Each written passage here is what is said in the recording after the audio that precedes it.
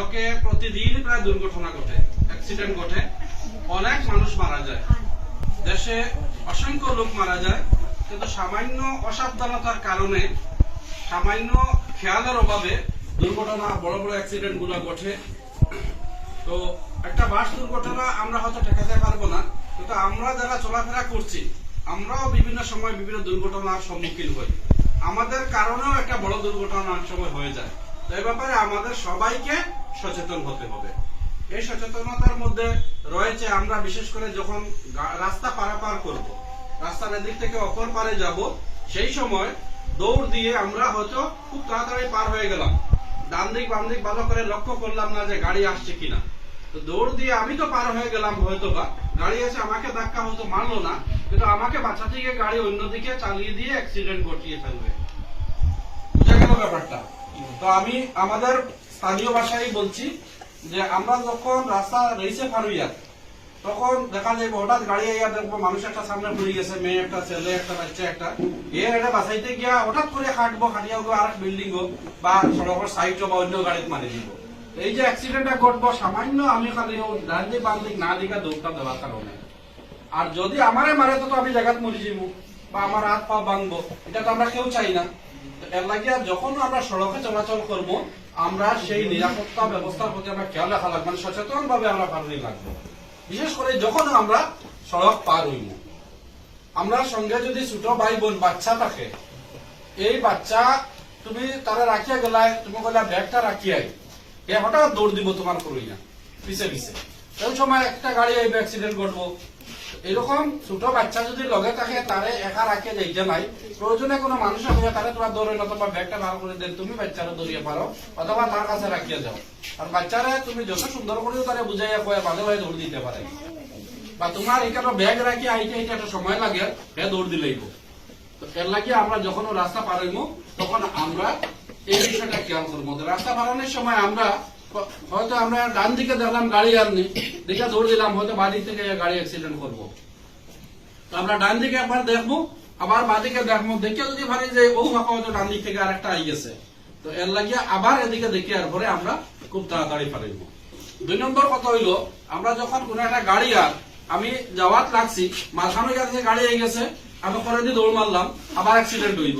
কোনো সময় একবারে হঠাৎ গাড়ি আই গেছে, তুমি ঠিক মাঝে দাঁড়াই যাও, ড্রাইভারে খাটিয়া যাইব গিয়া, কিন্তু এটা আমরা করার দরকার নাই। কিন্তু যদি আমরা কোনো হঠাৎ কোনো মুহূর্তে এরকম সিচুয়েশনে পড়ে যাই, তাহলে লগে লগে দাঁড়াই গেলে হ্যাঁ ডাইনে বা বাগু যাইব গিয়া। ঠিক আছে? তো এই জিনিসটা আমরা খেয়াল রাখবো। আরো কিছু খেয়াল রাখার ব্যাপার হইলো, জেব্রা ক্রসিং থাকে। আমরা অনেক সময় দেখি জেব্রা ক্রসিং, এই যে একটা ছবি আঁকছি আমরা সড়ক, আর সড়কের মাঝে এইভাবে টান দেওয়া থাকে, প্রায় জায়গা তুমি দেন 150, তো এটা কয় জেব্রা ক্রসিং। তো আমরা যদি কোন জায়গা থেকে জেব্রা ক্রসিং দেখি, আমরা জেব্রা ক্রসিং এর দিকে পারিব, আমরা অন্যদিকে না পারি। তার কারণ কিটা, জেব্রা ক্রসিং দেখলে ড্রাইভারে তার সচেতন হয়ে যাব, এ ব্রেক না মারলেও তার খেয়াল থাকবে জেব্রা ক্রসিং মানুষ মারাইতে পারে, এ স্লো করবো, করে না তো তার মাথায় থাকবো যে এখানে মানুষ মারাইতে পারে, তখন অ্যাক্সিডেন্ট হওয়ার চান্সটা আপনার কমিয়ে আইব। সাধারণত জেব্রা ক্রসিং অ্যাক্সিডেন্ট হয় না, কারণ তুমিও তাড়াতাড়ি পারিবা কেয়ার বললি, আর ড্রাইভারও সচেতন থাকে যে এখানে মানুষ থাকতে পারে। আরো কিছু সিম্বল আছে যেগুলো আমরা গাড়ি চালাইতে বেশি ব্যবহার হয়, সচরাচর ব্যবহার করি, মানে আরো অনেক অসংখ্য সিম্বল আছে। আমরা কয়েকটা জিনিস দেখি, এই যেমন সিম্বল আছে, এদিকে তীর চিহ্ন মানে এদিকে যেটা, আর লাল দিয়া খাটা আছে মানে নো এন্ট্রি, মানে এদিকে তুমি গাড়ি লিয়ে ঢুকতে না যদি গাড়ির থাকো। এটা আছে দেখো, এদিকেও তীর চিহ্ন দেখাইছে, এদিকেও তীর চিহ্ন দেখাইছে, আবার কাটছে রেড দিয়া, তার মানে এদিকেও যাওয়া নাই এদিকেও যাওয়া নাই। তুমি এক জায়গায় গেছো, গিয়া দেখছো নো এন্ট্রি ঘুরিয়ে যেতে গিয়া এই সিম্বল যদি থাকে তো তুমি এদিকে বানাইলো, গাড়ি চলাচল পুরাপুরি বললো। একটা সিম্বল আছে দেখো, এটা দিয়া ডাইন দিকে টার্ন, এটা গিয়া ডাইন দিকে টার্ন দিছে, দেয়াটা কাটা মানে ডাইন দিকে তুমি টার্ন দিতে পারবে না, সোজা যেতে পারবে বা বাম দিকে যেতে পারবে যদি রাস্তা থাকে, কিন্তু ডাইন দিকে যেতে হয় না।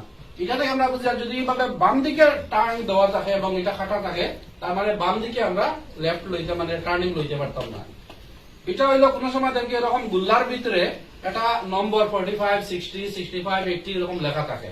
এটার মানে হইলো এই জায়গায় যদি 50 লেখা থাকে, তার মানে গাড়ি 50-র উপরে তুমি চালাইতে হয় না এই জায়গা। যদি 90 লেখা থাকে 90-র উপরে চালাইতে হয় না। যদি 20 লেখা থাকে তাইলে 25 স্পিডে চালানো যাইব নি? যাইতো না।